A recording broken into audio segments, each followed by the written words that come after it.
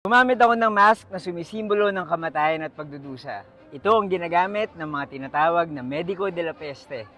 Story time!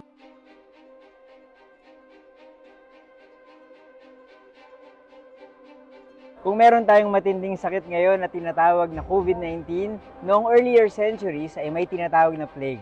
At ang Venice, Italy ang isa sa mga matinding tinamaan. Sa dami ng mga namatay dito, halos kalahati ng populasyon sa lugar na to ang naglaho. Ako nga pala si Buji at mahilig ako mag-story time. Kung di pa ako pinafollow follow niyo na ako. Noong panahong yon, wala pang solusyon sa mga sakit. Hindi rin nila alam kung paano gagamutin ng mga pasyente. Pero syempre, kailangan na merong manggagamot. Para protektahan ng mga doktor, gumawa ng paraan ng mga Europeans. Gumawa sila ng mask. At ito nga yung nakakatakot na mask na mukhang ibon. Magkaiba talaga ang mga surgical mask ngayon sa mga mask na ginagamit ng mga Medico de la Peste. Yung ginagamit nila, kinocover yung buong muka na merong takip na glass sa mata para makakita sila. Meron ding dalawang maliit na butas para makahinga sila. At dito, merong mga halamang gamot. Naniniwala kasi yung mga tao noon na ang plague ay dahil sa masamang hangin.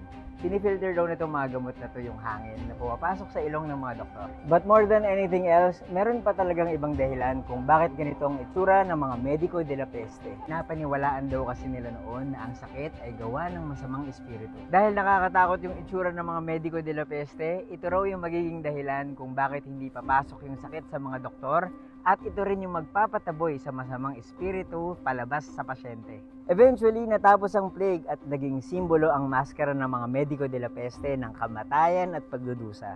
Sa Venice, may mga pumaparada na suot-suot ang maskara na to as a reminder of what happened during the past.